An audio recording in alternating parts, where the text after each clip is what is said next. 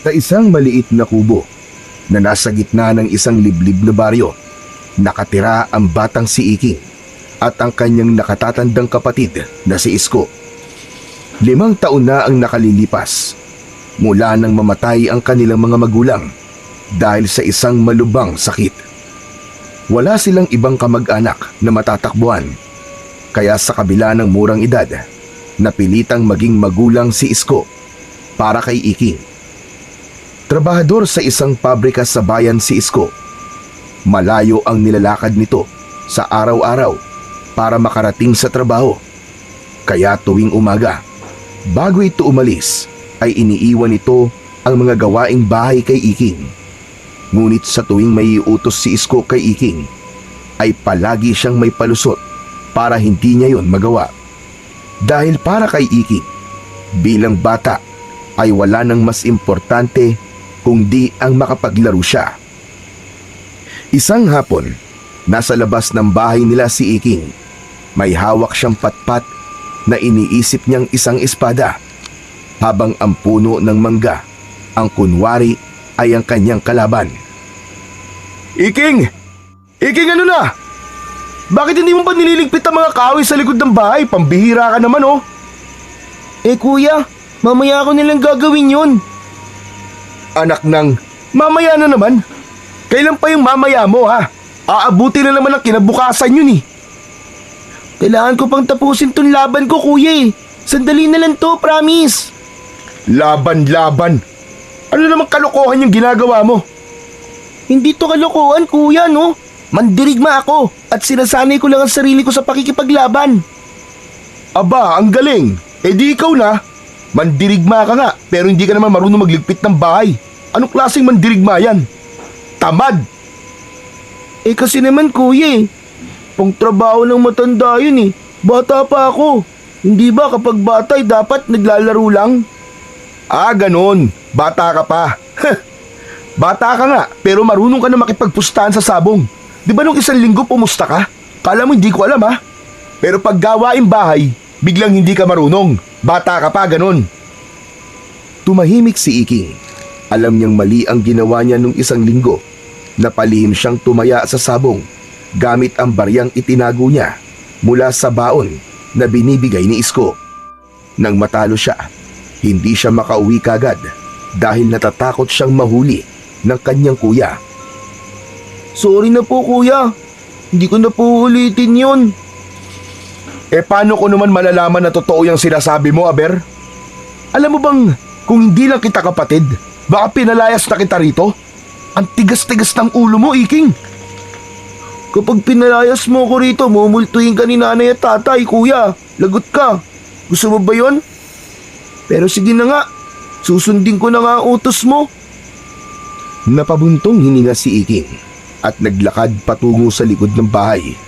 Sa totoo lang, hindi niya gustong maging pasaway. Gusto lang niyang maging malaya. Ayaw niya ang pakiramdam na lagi siyang may obligasyon. Bata pa siya at gusto niyang gawin ang gusto niya, gaya ng makipaglaro at mag-explore. Pero alam din niyang may punto ang kanyang kuya. Wala na ang kanilang mga magulang, kaya kailangan magtulungan silang dalawa. Habang pinupulot ni Iking ang mga kahoy sa lupa, ay dinig na dinig pa rin niya ang sermon ng kanyang kuya Isko mula sa loob ng bahay. Nako! Kung nandito lang talaga si nanay at tatay, siguradong napalo ka na dahil sa katamaran mo. Wala naman na sila, kuya, eh. Malas mo. Hindi na nila ako mapapalo. Yan! Isa pa yung pagiging pilosopo mo.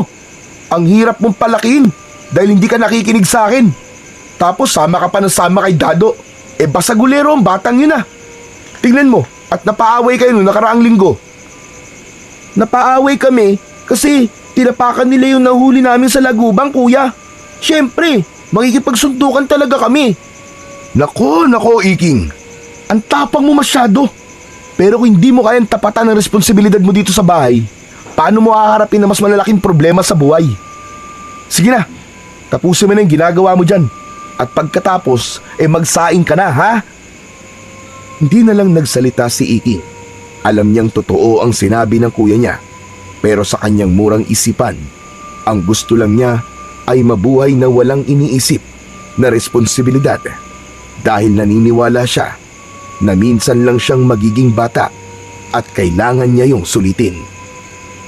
Habang abala si Iking sa pag-ayos ng mga kahoy sa likod ng kanilang bahay, ay natigilan siya nang may narinig siyang yabag na papalapit sa kinaroroonan niya. Agad siyang lumingon at nakita niya si Dado na palapit habang nakangisi at tila may masamang balak. Mabilis na dinala ni Iking ang hintuturo sa kanyang labi upang ipaalam sa kanyang kaibigan na huwag itong maingay. Huwag kang maingay, Dado. Nasa loob lang si Kuya Isko. Ano naman? Hindi ka naman niya nakikita. Oo nga, pero baka marinig niya tayo. Napangisi si Dado at bahagyang binaba ang boses. Tara na, Iking. Manghuli na tayo na sa lagubang sa gubat. Hindi pwede, Dado. Kailangan ko pang tapusin tong ginagawa ko.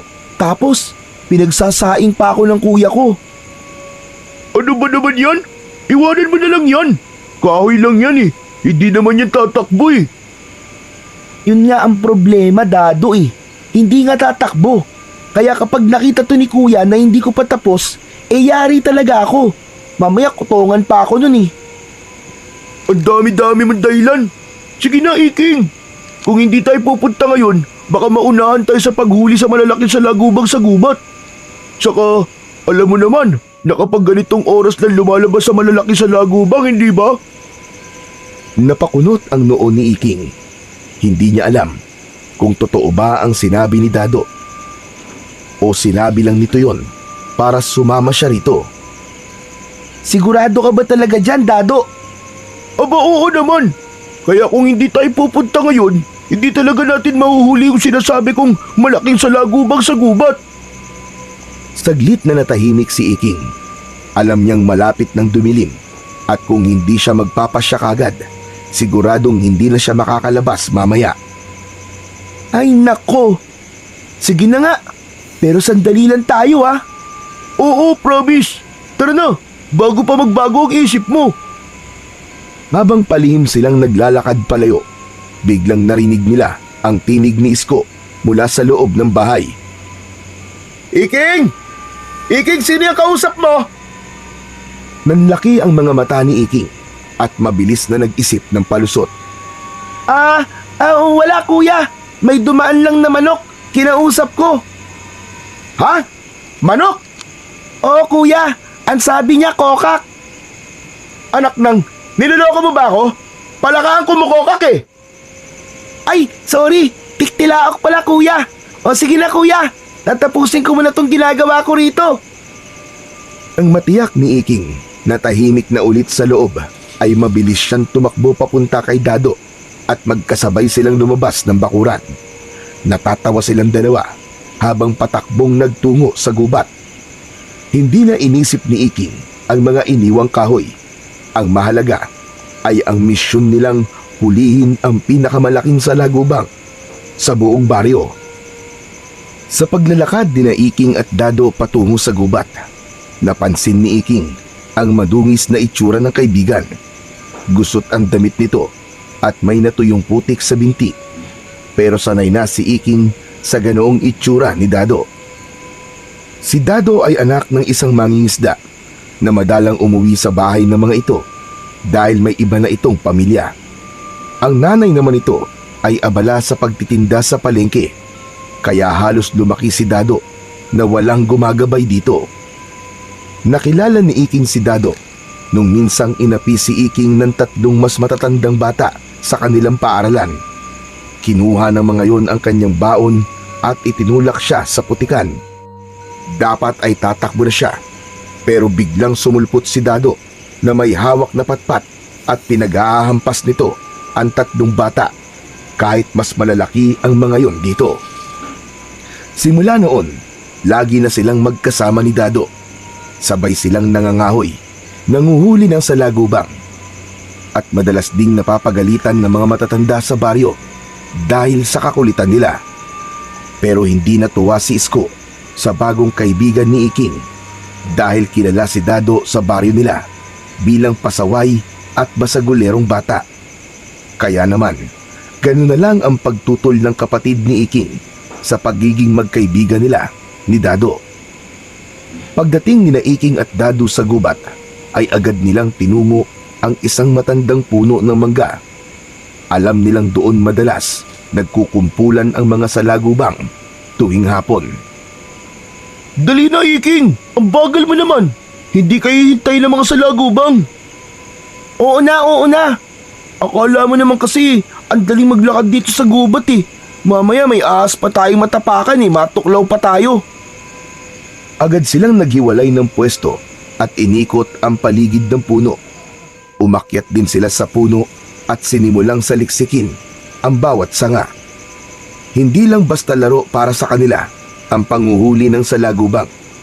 Sa kanilang baryo, uso ang sabong ng salagubang. Isang libangan ng mga bata na may kasamang pustahan. Kapag nanalo ang salagubang mo, ay may matatanggap kang pera mula sa talunan. Kaya pangarap ni Iking at Dado na mahuli ang pinakamalaking salagubang sa gubat. Ang ganong uri ng salagubang ay pinaniniwalaang walang talo, na para bang isa itong mandirigma na kayang durugin ang kahit na sinong makakalaban nito.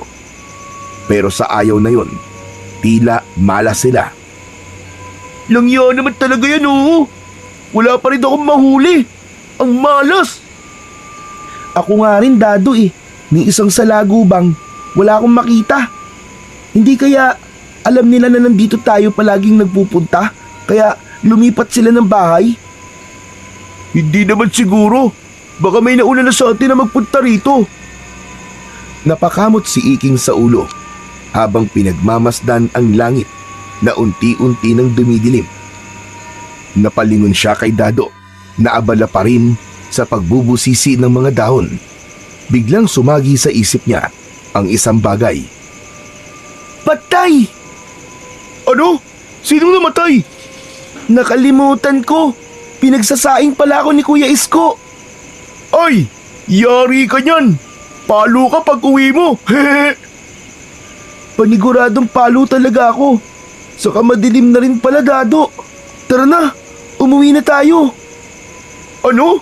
Uuwi tayong wala man lang nahuli? Hindi pwede yun. Isang salagubag lang, Iking. Kahit isa lang. Eh wala naman tayong makitang salagubang kahit saan tayo maghanap eh.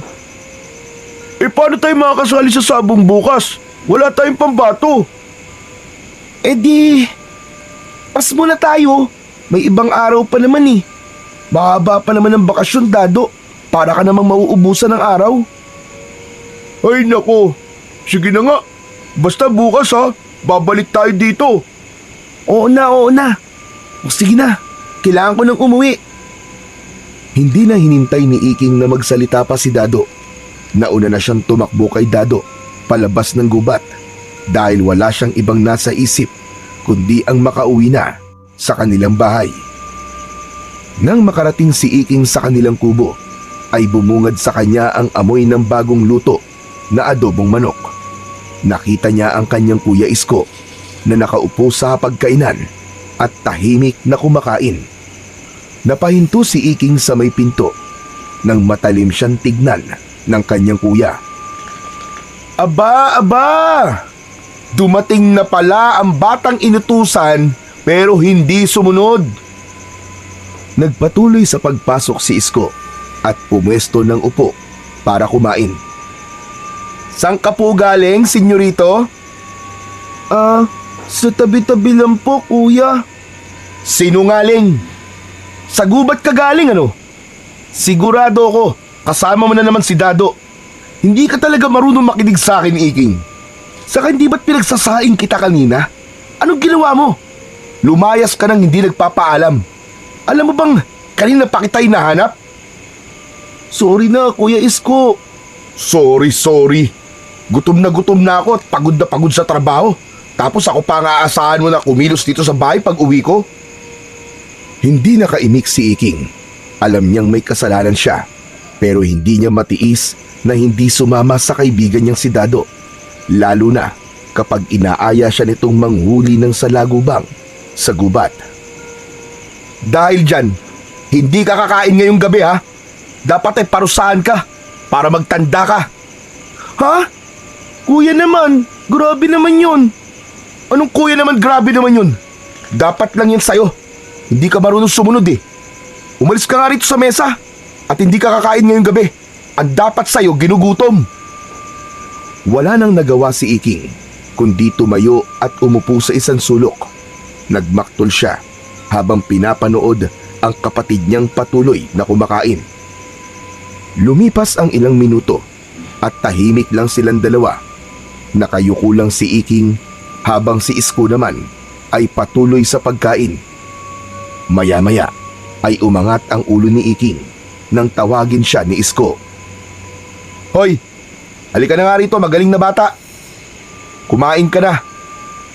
Ay nako, pasalamat ka talaga at hindi kita matiis. Ayoko. Hayaan mo na lang akong magutom at mamatay, kuya. Ang arte mo talaga. Bahala ka, uubusin ko tong ulam, sige. Sa narinig ng bata ay mabilis na tumayo si Iking at umupo sa tapat ng hapagkainan. Agad siyang sumandok ng kanin at naglagay ng ulam sa kanyang plato. Kinamay niya na yon at sumubo ng malaki. Oh, akala ko ba ayaw mong kumain? Sabi ko lang yung kuya. Gutom na talaga ako eh. Alam mo, Iking, kahit paano naman, sana'y matuto kang makinig sa akin. Alam mo naman, di ba, na tayo na lang ang magkasama sa buhay. Ayoko lang na merong mangyari sa iyong masama. Lalo na't nangako ko kina nanay at tatay na aalagaan at gagabayan kita. Maunawaan mo naman sana yun, Iking. Sorry na, kuya. Sorry na talaga. Huwag kang puro sorry. Walang kwenta ang sorry kung hindi ka naman sumusunod sa akin. Napangiwi si Iking. Hindi masyadong pumasok sa isip niya ang mga sinabi ni Isko dahil gutom na siya. Kaya halos mabulunan na siya sa sunod-sunod na pagsubo niya ng pagkain. Kinabukasan, maagang nagising si Iking. Nakita niya na nakahain na ang kanilang almusal. Merong sinangag, pritong itlog, tuyo at kaping barako. Nakaupo si Isko sa hapagkainan habang suot ang lumang polo at maong na pantalon. Handa na itong pumasok sa pabrika. Agad naman na dumulog sa hapagkainan si Iking at sinaluhan sa pagkain ang kanyang kuya Isko. Iking, pagkatapos mong kumain, punuin mo yung drum sa banyo ha. Anong ilalagay ko sa drum, kuya? Subukan mong punuin ng bato. Baka may pampaligo mo ang bato. Ang bira talaga tong batang to. Kuya naman eh. Idetalye mo kasi ang utos mo. Ano bang nilalagay sa drum na nasa banyo? Hindi ba tubig? Oo na, kuya. Pupunuin ko na yun mamaya ng bato ay tubig pala. Walang layas-layas ha. Walang dado-dado ha. Pag hindi puno yun pag uwi ko, nako, mayayari ka na talaga sa akin. Napakamot sa likod ng ulo si Iking. Ang higpit mo talaga, kuya Isko. Daig mo pa si nanay at tatay eh. Mahigpit ako kasi pasaway ka. Saka para rin naman sa yung paghihigpit ko ah.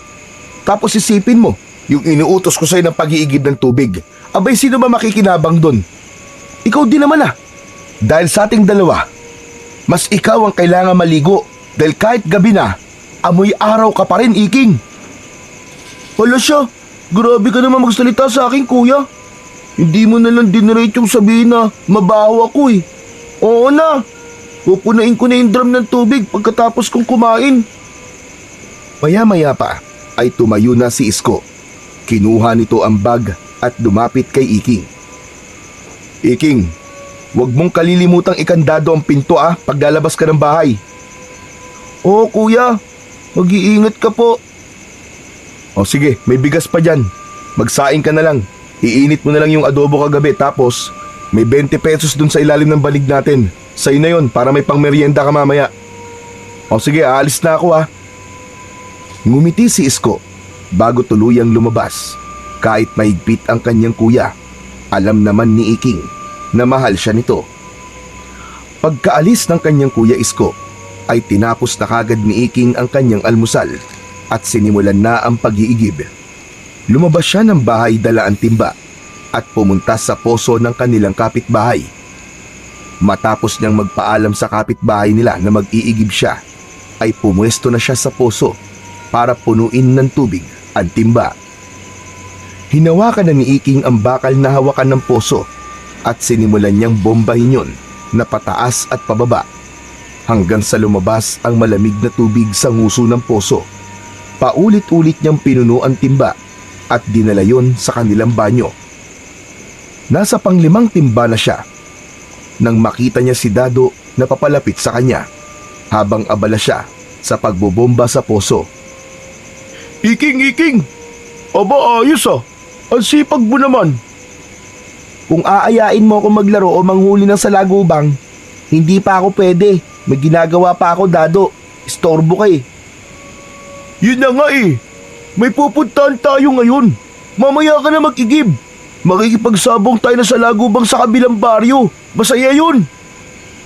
Eh anong ipansasabong natin? Wala nga tayong nahuli kahapon, di ba?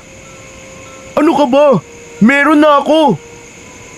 Dahan-dahang binuksan ni Dado ang dala nitong kahon at mula roon ay inilabas nito ang isang napakalaking salagubang. Kumikinang ang matigas nitong katawan sa sikat ng araw at malalakas ang galaw ng mga paa at pakpak nito. Namangha si Iking sa laki ng insekto. Wow! Grabe, ang laki niya na! Saan mo nakuha yan? Hehe, binili ko sa kapitbahay namin. Sabi niya, ito raw ang pinakamalakas na salagubang dito sa baryo natin. O di ba ang astig? Yan na ba yung sinasabi nilang pinakamalaki at pinakamalakas na salagubang? Umiling si Dado. Hindi pa, Iking. May mas malaki pa raw na nakatira sa gubat. Pero mahirap daw yung mahuli. Mailap daw masyado. Napag-isip si Iking. Ang ideya ng isang mas malaking salagubang ay naging tukso sa kanya na iwanan ang ginagawa niya, pero bigla niyang naalala ang kanyang Kuya Isko. Sayang naman. Pero kasi hindi talaga ako pwedeng sumami. Kailangan kong punuin yung drum sa bahay eh. Mamayang hapon pa naman uuwi ang kuya mo eh. Pwede mong tapusin yan mamaya. Umaga pa lang naman at napakahaba pa ng araw, Iking. Saka, ano ba nakain mo at ang sipag-sipag mo ngayon? Kung hindi natin ito isasabo ngayon, baka manghina na ito sa mga susunod na araw. Oo nga no. Sige, tara na. Ayos! Halika na at makipagsabong na tayo na sa lagubang. Agad na dinala ni Iking ang timba sa kubo nila. Kinuha niya ang 20 pesos na iniwan ni Isko sa kanya at saka siya sumabay kay Dado papunta sa kabilang baryo. Mabilis na tinahak ni Iking at Dado ang daan patungo sa kabilang baryo. Tumawid sila sa palayan bago nila narating ang kanilang destinasyon. Mainit ang araw pero hindi yun alintana ni Iking dahil mas excited sila sa pagsasabong ng salagubang. Dado, sigurado ka bang malakas talaga yung salagubang mo? Aba oo naman. Sinabi ko na sa'yo, di ba? Ito raw ang pinakamalakas sa baryo natin ngayon. Tignan nga natin mamaya kung totoo yung sinasabi mo. Basta, sigurado ako na hindi tayo ipapahiya na sa lagubang na to. Nang marating nila ang bakuran ni Mang Kaloy kung saan madalas ginaganap ang sabong ng salagubang, nakita nilang marami ng kabataang nagtitipon sa ilalim ng isang punong mangga. Ang ilan ay may dalang kahon, kagaya ng kay Dado. Ang iba naman ay may mga dahon ng saging na gamit bilang patungan ng kanilang mga alagang salagubang.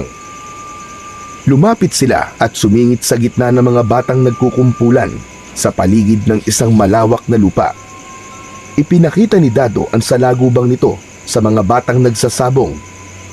At maging ang mga yon ay namangha sa laki ng salagubang ni Dado. Agad silang naghanap ng makakalaban. Isang payat na batang nakasombrero ang lumapit at naglabas ng isang mataba at makintab na salagubang mula sa dahon ng saging. Halos kasing laki rin yun ng kay Dado. Ngunit ang kaibahan lang ay merong sungay ang kinadado. Sobrang kumpiyansa ni Iking na mananalo ang salagubang ni Dado, kaya agad niyang dinukot ang 20 pesos na ibinigay sa kanya ng kanyang Kuya Isko na sana ay pangmeryenda niya.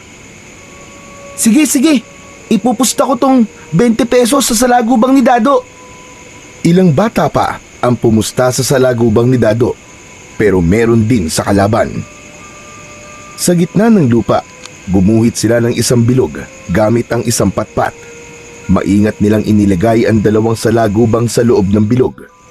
Pagsasabungin nila roon ang 2 salagubang, at kung anong salagubang ang unang lumabas sa bilog ay siyang matatalo. Nagtipon ang mga bata sa paligid ng bilog. Lahat ay sabik na panoorin ang laban. Inilagay na ni Dado ang salagubang dito sa gitna ng bilog, at ganun din ang salagubang ng kalaban. Sinundot nila ng bahagya ang kanilang mga salagubang upang maglaban ang mga yon. Agad na sumugod ang salagubang ng batang kalaban at mariing ibinangga ang ulo nito sa katawan ng salagubang ni Dado. Napaatras ang salagubang ni Dado na medyo ikinakaba ni Iking. Sige, lumaban ka! Huwag ka magpapatalo dyan! Gamitin mo sungay mo! Ngunit sa halip na lumaban ang salagubang ni Dado, ay bigla yung lumipad palayo at lumabas ng bilog. Nanlumo si Iking sa kanyang nakita. Nakke! Ano ba yan, Dado? Akala ko ba malakas siya sa lagubang mo? Duwag naman pala takbuhin! Aba malay ko, ang sabi ng pinagbilang ko niyan matapang daw yan Kinuha ng batang kalaban nila ang 20 pesos na taya at tumawa. Nainis si Dado sa pagtawa ng bata, kaya susuntukin niya sana yon. Mabuti na lang at mabilis na umawat si Iking. Ano ka ba naman, Dado? Magugulo ka pa rito. Wala tayo sa teritoryo natin. Nakakainis ang tawa niya Akala mo kung sino. Pabayaan mo na. Tara na, umalis na tayo. Ayoko, babawi tayo. Round 2 pa. Tama na, Dado. Wala na akong pera. Pasalamat ka, magkikita pa tayo uli. Masama ang loob na naglakad palayo si Iking. Agad namang sumunod sa kanya si Dado na napapakamot na lamang sa likod ng ulo dahil sa kanilang pagkatalo. Habang naglalakad pa uwi sina Iking at Dado, ay hindi pa rin natapos ang pagdadabog ni Iking. Nakakunot ang noo niya at panay ang reklamo habang sinisipa ang maliit na bato sa kanilang dinadaanan. Hay nako! Malas! Malas talaga! Sayang yung 20 pesos ko. Dapat pinangmerienda ko na lang yun Ang malas! Ang malas! Ang malas! Wala tuloy akong pambili ng nilupak ni Aling Baby. Sus, ang liit na bagay lang naman ng 20 pesos. Pwede naman nating mabawi yun sa ibang araw, Iking At paano natin mababawi yun, Aber? Di, maghanap tayo ng mas malakas na salagubang. Ayoko na. Dahil sa'yo, gutom ako mamaya. Wala akong pang merienda. Magsasalita pa sana si Dado nang mula sa hindi kalayuan ay nakarinig sila ng tumutugtog ng pluta. Napalingon sila sa kalsada at doon nila nakita ang isang matangkad na lalaki na nakasuot ng damit ng isang payaso. Ngunit hindi tulad ng mga karaniwang payaso sa perya. Marumi ang suot nitong damit. Ang pula at asul na costume ay may mga bahid ng alikabok at tila luma na ang tela. Ang kulay puti na makeup sa mukha nito ay bahagyang natutunaw na sa pawis at ang ilong nito na dapat ay pulang-pula ay medyo kupas na rin. Pero sa kabila nun ay may kakaibang ningning sa mga mata ng payaso habang pinatutugtog nito ang hawak nitong pluta. Sa likod ng payaso ay may 5 batang nakasunod dito na pawang aliw na aliw sa pakikinig sa pagtugtog ng payaso. Habang naglalakad ang payaso ay huminto ito sa pagtugtog ng fluta para magsalita. Mga bata, ako si Goyong, ang payasong ligaw. Halina't sumama sa akin dahil meron akong libreng palabas para sa inyo. Wala tayong gagawin kundi ang magsaya. Kaya halina kayo at sumunod kayo sa akin. Muling nagpatugtog ang payasong si Goyong ng pluta at mas dumadami pa ang mga batang nakasunod dito na tila nahihikayat sa musika nito. Ayos yun ah. Tara, manood tayo. Wala namang bayad eh. Hindi pwede, Dado. Kailangan ko pang tapusin ang pag-iigib ko, di ba? Baka umuwi na si Kuya tapos hindi ko pa rin tapos yun. Naku po, magagalit na naman yun sa akin, panigurado. Ano ka ba naman, Iking? Masyado ka matatakutin eh. Ang aga-aga pa naman eh. Saka kailangan nating manood ng masayang palabas para mawala sa isip natin ang pagkatalo natin sa sabong na sa lagubang. Di ba? Napatingin si Iking kay Goyong na patuloy na tumutugtog habang ang mga bata ay masayang nakasunod dito. Napagtanto niyang may punto ang sinabi ni Dado at kailangan niya talagang makalimutan ang 20 pesos niya na natalo sa sabong ng salagubang. Sige na nga, pero sandali lang tayo, Dado ah. Oo naman. Kapag hindi masaya yung palabas ng payaso, di uuwi din kagad tayo. Ngumiti si Dado at agad silang sumunod sa payaso. Sumabay sila sa mga bata na nakasunod dito. Makalipas ang ilang minuto ng pagsunod ni Iking at Dado at ng iba pang mga bata sa payaso, ay bigla itong huminto sa bukana ng gubat. Sa ilalim ng isang matandang puno ng balete ay may isang hukay na kahon na mukhang pinaglumaan, ngunit kaakit-akit pa rin sa mata ng mga bata. Halina mga bata! Magsilapit na kayo! Umupo na kayo dito! Dahil magsisimula na ang pinakamasayang palabas na matutunghayan nyo sa buong buhay nyo! Agad na nagunahan ang mga bata sa pag-upo sa damuhan. Pati sina Iking at Dado ay nagmamadaling pumwesto sa harapan ng payaso. Bago ko umpisahan ang aking palabas, ay magpapakilala muna ako sa inyo. Ako ay walang iba kundi si Goyong, ang payasong ligaw. Ako ay gumagala upang magatid ng saya sa mga batang tulad nyo. At sa pagkatapos ng palabas ko, 3 maswerteng bata ang bibigyan ko ng matamis at masarap na mansanas. Nagpalakpakan ang mga bata sa tuwa. O di ba? Sabi ko sa'yo masaya dito eh. Huwag ka na maingay, Dado. Magsisimula ng palabas. Panoorin na lang natin. Itinuon ni Iking ang kanyang atensyon sa payaso. Tila nalimutan niya pansamantala ang nawalang 20 pesos at ang pag-iigib na hindi niya pa natatapos. Sinimulan na ni Goyong ang palabas. Mula sa bulsa ng marumi nitong costume ay inilabas nito ang isang maliit na panyo at ipinakita sa mga bata na wala yung laman. Iwinasiwas nito yon sa ere at hanggang isang kalapati ang lumitaw mula sa panyo. Masayang nagpalakpakan sina Iking at ang iba pang mga bata na naroon. Nagpatuloy naman ang payaso sa pagpapasikat ng alam nitong mga mahika.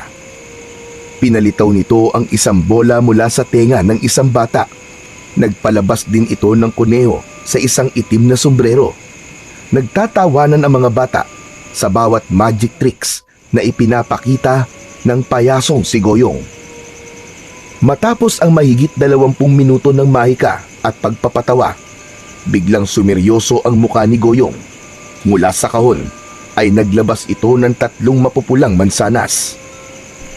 At gaya ng pinangako ko, may 3 bata na makatatanggap ng espesyal na regalo. Napalunok si Iking. Umasa siya na isa siya sa mabibigyan ng mansanas, ngunit tila malas talaga sila ni Dado sa araw na yon dahil wala kahit isa sa kanilang dalawa ang nabigyan ng mansanas. Nakita niya ang inggit ng ibang bata sa mga nabigyan, pero dahil sa sobrang saya ng mga ito sa palabas ng payaso ay wala kahit isa ang nagreklamo. Maraming salamat sa inyong panonood mga bata. Sana magkita-kita ulit tayo sa susunod kong palabas. Matapos yun ay isa-isang inilagay ni Goyong ang mga gamit nito sa loob ng makulay na kahon sa ilalim ng balete. Binuhat nito ang kahon at saka nagsimulang maglakad patungo sa loob ng kagubatan. Sinundan ng tingin ni Iking ang payaso habang papalayo yun. Pero sa kabila ng lahat ng saya na naranasan niya, hindi niya maintindihan kung bakit biglang bumigat ang pakiramdam niya. Para bang may kung anong hindi tama. Matapos na mawala sa paningin nila ang payaso, ay nagdesisyon na sina Iking at Dado na umuwi na sa kanilang bahay. Habang naglalakad, ay walang patid ang kwento ni Dado tungkol sa palabas ni Goyong. Halatang tuwang-tuwa ito sa palabas ng payaso. Grabe, Iking, no? Grabe yung palabas. Ang galing ni Goyong. Paano kaya niya nagawa yung pagpapalabas ng kalapate? Sigurado ko na marami pa siyang alam na magic tricks. Kaya sana, mapanood pa natin siya sa susunod, no? Ngunit habang si Dado ay masigla at panay ang kwento, si Iking naman ay tahimik lamang habang nakatingin sa kanilang nilalakaran. Napansin naman yun ni Dado at hindi nito napigilan na punahin ang kaibigan. Hoy! Hoy, Iking! Hindi ka ba natutuwa sa palabas ni Goyong? Sa itsura mo, parang hindi palabas ng payaso ang pinuntahan natin eh. Natuwa naman, Dado. Pero ewan ko ba? Parang may kakaiba sa payasong yun eh. Ano ka mo? Kakaiba? Anong kakaiba ang sinasabi mo? Pambira ka, oo. Ewan ko. Hindi ko rin alam, hindi ko masabi. Parang may kung anong hindi tama eh. Pero hindi ko rin alam kung ano. Baka naman iniisip mo pa rin yung natalo mong 20 pesos sa sabong ng salagubang. Kalimutan mo na yun, ano ka ba? Pabawi tayo sa susunod. Siguradong mananalo na tayo. Napangiti si Iking ng bahagya pero hindi pa rin naalis ang bigat sa dibdib niya. Hindi na lang niya yon sinabi kay Dado. Ilang saglit pa, nakarating na sila sa harap ng bahay ni Dado. Nagpaalam na ito sa kanya at nang pumasok na si Dado sa bahay nito, ay mag-isa nang naglakad si Iking pauwi. Hanggang sa muling pumasok sa isipan ni Iking ang payaso. Pilit niyang inisip kung ano ang mali sa payaso. Pero nakarating na lang siya sa kubo nila ay wala siyang sagot na nakuha. Nawala na rin sa isip ni Iking ang payaso dahil naging abala na siya sa pag-iigib ng tubig upang mapuno na niya ang drum bago pa dumating ang kanyang Kuya Isko. Nang sumunod na umaga, gaya ng nakasanayan ay maagang nagising si Iking. Nang dumulog siya sa kanilang hapagkainan, ay meron doong pritong itlog, mainit na kape at pandesal. Nakaupo na si Isko habang nagtitimpla ng kape para sa kanilang dalawa. Wow! Ayos, kuya! Pandesal tayo ngayon ah! Oo, bumili ako kanina sa panaderya.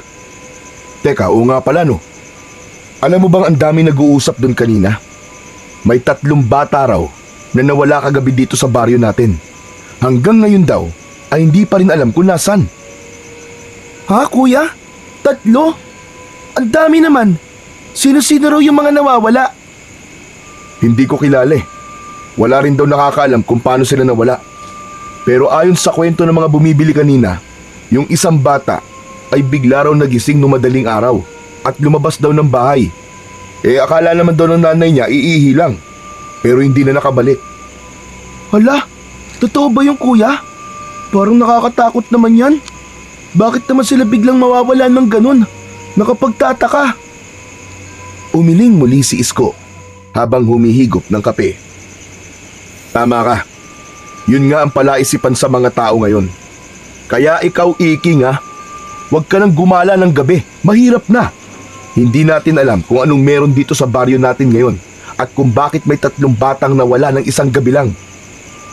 Kuya, wala kang dapat na ipag-alala. Alam mo namang hindi ako lumalabas kapag madilim na, di ba? Alam ko, pero mas mabuti ng paalalahanan kita. Makulit ka eh. Tahimik na kumain si Iking, pero habang ngumunguya ay hindi niya maiwasang maisip ang 3 bata na bigla na lamang naglaho. Sa tagal na niyang nakatira sa lugar na yon, ay nun lang may nabalita ang batang nawala roon. Kaya ang pangyayaring yon ay talagang nakapagtataka at nakakabahala. Lumipas pa ang mga araw at imbis na mabawasan ay mas lalo pang dumami ang mga batang nawawala sa baryo ni Naiking. Hindi lang sa baryo nila may nawalang mga bata, kundi maging sa kalapit na baryo rin nila. Halos gabi-gabi, may bagong balita tungkol sa isang bata na hindi na nakakabalik sa kanilang bahay. Dahil doon ay mas naging maigpit ang mga magulang sa kanilang mga anak.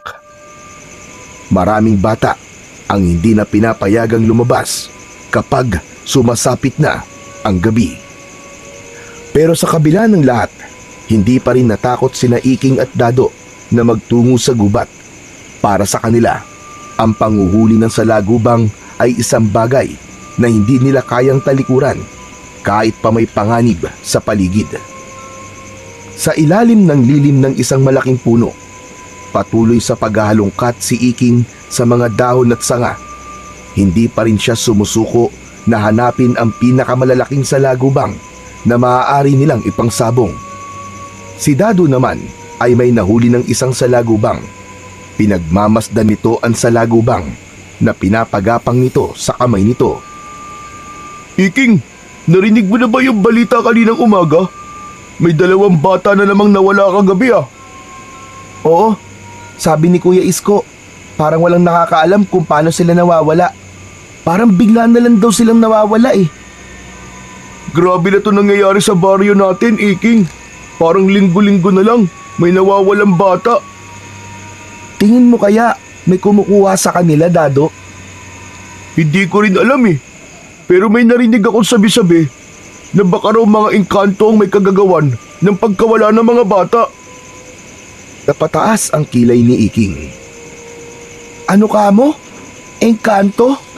Sa tuwing may bagay na hindi may paliwanag na nangyayari dito sa baryo natin, palagi nilang sinasabi na engkanto ang may gawa. Sa bagay, pero kasi pwedeng totoo, pwedeng hindi. Pero kung hindi engkanto, sino kaya? O ano kaya? Ewan, basta ako, hindi ako nagpapagabi sa labas. Ayoko magaya sa mga batang hanggang ngayon ay nawawala pa rin. Basta hindi tayo lalayo ng masyado sa baryo. Teka, tignan mo tong nakuha ko sa lagubang oh. Mukhang panlaban talaga. Ang lakas eh oh. Isang malaki at makintab na salagubang ang ipinakita ni Dado kay Iking. Saglit nilang nakalimutan ang takot sa usapan nila tungkol sa mga nawawalang bata habang abala sa paghahanap ng mga bagong ipansasabong nila na salagubang. Isang umaga, walang pasok ang kuya ni Iking sa pabrika habang si Iking naman ay abala sa pagsasalansan ng mga panggatong sa likod ng kanilang bahay. Pawisan na siya, ngunit alam niyang kailangan niyang tapusin yon para payagan na siya ng kuya niya na makaalis at makapaglaro. Makalipas lamang ang ilang sandali ay biglang sumulpot si Dado. Humahangos ito na parang may dalang mahalagang balita. Iking! Iking! Iking, tara na! Nandyan na ulit si Goyong! May palabas na naman siya para sa mga bata! Ano? Teka, Dado. Hindi pa ako pwedeng umalis eh. Hindi pa ako tapos sa ginagawa ko dito. Eh di mamaya mo nalang tapusin yan! Sayang! Baka mamaya wala na tayong abutan! Baka may bago na naman siyang magic trick! Napabuntong hininga si Iking, pero bago pa siya makasagot, biglang lumabas ang kanyang kuya Isko mula sa bahay. Magkasalubong ang mga kilay nito at sigurado si Iking na sa lakas ng boses ni Dado ay narinig ng kapatid niya ang pinag-uusapan nila. Hindi aalis si Iking, Dado, hanggang hindi siya tapos sa ginagawa niya. Payagan mo na siya, Kuya Isko! Sandali lang naman kami! Babalik din kagad si Iking! Sabi ng hindi pwede. Hindi mo ba narinig ang sinabi ko, Dado? Saka pwede ba? Huwag mo nang hawaan ng pagiging matigas ang ulong kapatid ko. Tahimik na napatingin si Iking kay Dado. Gusto rin naman niyang makita ulit ang palabas ni Goyong, kahit na may kakaiba siyang pakiramdam sa payaso. Kuya Isko, sandali lang kami. May panonoorin lang kaming palabas tapos babalik na kagad ako, promise. Napailing si Isko at matalim siya nitong tinignan Pero bago pa makapagsalita si Isko, ay biglang hinila ni Dado si Iking at mabilis itong tumakbo palayo. Wala nang nagawa si Iking kundi ang tumakbo na rin at sumama kay Dado. Iking! Iking, bumalik ka rito! Hindi ka pa tapos sa ginagawa mo, Iking! Iking! Ang tigas talaga ng ulo. Ngunit masyadong maigpit ang pagkakahawak ni Dado kay Iking, kaya hindi niya na nagawa pang huminto. Habang patuloy silang tumatakbo palayo, ay natabunan ng tawanan nila ang mga sigaw ng kanyang kuya Isko. Nang malapit na sila sa bukana ng gubat, ay sakalang binitiwan ni Dado si Iking. Pero dahil malapit na sila sa kinaroroonan ng payaso, ay nagpatuloy na lang si Iking at hindi niya na naisip pa na bumalik sa bahay nila. Pambihira ka naman, Dado. Bakit mo ko inila ng ganun? Hindi pa pumapayag si Kuya Isko na umalis ako eh. Nako, lagot na naman ako nito. Paniguradong galit na naman sa akin yun mamaya. Tagal nyo kasi mag-usap ng kuya mo eh. Baka hindi na natin maabutan si Goyong. Saka, ayos lang yun. Palagi namang galit ang kapatid mo sa'yo eh. Napanganga si Iking, pero hindi na rin siya nakasagot. Alam niyang may punto si Dado, pero ang sigurado siya, pag uwi niya ay siguradong galit na naman ang kuya niya sa kanya. Nang makarating na sila sa bukana ng gubat, ay bumungad kagad sa kanila ang maraming bata na nakaupo sa harapan ni Goyong. May malaking ngiti ang payaso. May hawak itong mahabang patpat na may pulang tela sa dulo na parang isang bandera. Agad na umupo sina Iking at Dado sa dulo ng hanay ng mga bata habang hinihingal pa rin dahil sa pagtakbo. Nagsisimula na ang palabas, Goyong. Buti umabot pa tayo. Itinapat ni Goyong ang pulang tela sa isang batang lalaki sa harapan. Kumindat ito at biglang winasiwas ang patpat. Sa isang iglap, naglaho ang pulang tela at sa halip ay lumabas mula sa dulo ng patpat ang isang pulang rosas. Naghiyawan ang mga bata sa tuwa. Kasunod nun ay inilabas ni Goyong ang isang maliit na kahon. Binuksan nito yon upang ipakita na wala yung laman. Pinapili nito ang isang batang babae sa harap kung anong gusto nitong lumabas sa kahon. Kung ibon o kuneho ba? Ibon ang isinagot ng batang babae. Isinarado ni Goyong ang kahon, saka malakas na inalog. Nang muli nitong buksan ang kahon, ay isang uwak ang biglang lumipad palabas ng kahon. Lumipad yon patungo sa gubat. Nagsigawan ang mga bata sa labis na saya, habang sina Iking at Dado naman ay labis na namangha at napapalakpak pa. Pagkatapos ng ilang magic tricks, tulad ng biglang paglabas ng makulay na laso mula sa bibig at ang pagpapalit ng kulay ng isang sombrero, ay dumukot si Goyong sa loob ng kahon ng isang mansanas. Tumahimik ang lahat at nag-abang kung sino ang pagbibigyan ni Goyong ng mansanas. Tumingin ang payaso sa isang batang lalaki na tahimik na nanonood. Inabot nito sa batang lalaki ang mansanas na agad namang kinuha ng bata. Pagkatapos nun, yumuko si Goyong at nagbigay galang sa mga bata. Hanggang sa susunod kong palabas, mga bata. Mga munti kong kaibigan, dito na natatapos ang aking libreng palabas ngayong araw na ito. Hanggang sa muli! Iniligpit na ni Goyong ang mga gamit nito at saka nagtungo sa loob ng gubat. Nang tuluyang nawala na ang payaso, ay nagsimula ng mag-alisan ang mga bata. Tumayo na rin sina Iking at Dado at nag-uusap habang naglalakad. Hay, pabira naman yan oh. Hindi na naman ako nabigyan ng mansanas. Hindi pa naman siguro yun ang huling palabas ni Goyong dito sa atin. May pagkakataon ka pang mabigyan, Dado. Sana nga.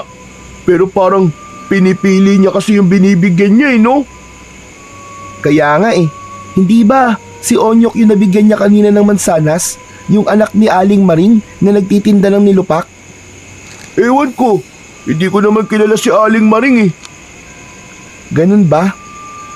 Ang problema ko ngayon, paano ako babalik sa bahay? Siguradong galit na galit si Kuya Isko sa akin. Ayos lang yan. Para namang hindi ka pasanay sa Kuya Isko mo. Napabuntong hininga si Iking habang patuloy silang naglalakad pauwi. Ngunit sa isipan niya, hindi ang galit ng kanyang kuya ang gumugulo sa kanya, kung hindi ang kakaibang pakiramdam na lalong bumibigat sa tuwing nakikita niya si Goyong at ang pamimigay nito ng mansanas sa mga bata. Pagdating ni Iking sa bahay nila, ay marahan siyang pumasok at panay ang dasal niya na sana ay hindi siya mapapansin kagad ng Kuya Isko niya. Nang makapasok siya, ay nakahinga siya ng maluwag dahil wala ron ang kanyang kuya. Ngunit hindi nagtagal, ay biglang pumasok ang kanyang kuya. Matalim ang mga mata nito habang nakatingin sa kanya. Napakamot si Iking sa ulo, hindi makatingin ng diretso sa kanyang Kuya Isko. Kuya, pasensya ka na talaga kanina. Nanood lang kasi kami ng palabas ni Goyong eh. Sinabi ko nang hindi ka pwedeng umalis, di ba? Hindi mo pa nga tapos yung ginagawa mo, Iking eh. Ikaw napakatigas talaga ng ulo mo. Wala ka ng respeto sa akin, ha? Kuya naman, may respeto po ako sa inyo. Pasensya na talaga, kuya. Respeto. Paulit-ulit na lang. Paano kung mapahamak ka? At paano kung... Napabuntong hininga si Isko. Pilit nitong kinalma ang sarili na para bang iniwasan nitong makapagsalita ng masakit kay Iking. Huwag mo nang uulitin yun, Iking, ha? Kapag sinabi kong hindi ka pwedeng umalis, hindi ka pwedeng umalis. Nagkakaintindihan ba tayo? Oo, kuya. Sorry na ulit. Napayuko si Iking. Pero sa totoo lang, hindi siya nagsisisi na sumama siya kay Dado. Sa kabila ng galit ng kanyang kuya, masaya pa rin siyang napanood niya ulit ang palabas ni Goyong. Ang husay pa rin itong mag-magic at kahit hindi niya maipaliwanag kung bakit, may kung anong humahatak sa kanya para panoorin ito ng panoorin. Isang umaga, nang magising si Iking, ay napansin niyang wala ang kuya niya sa bahay nila. Sumilip siya sa labas, pero wala rin ito doon. Dumiretso siya sa batalan upang magmumog.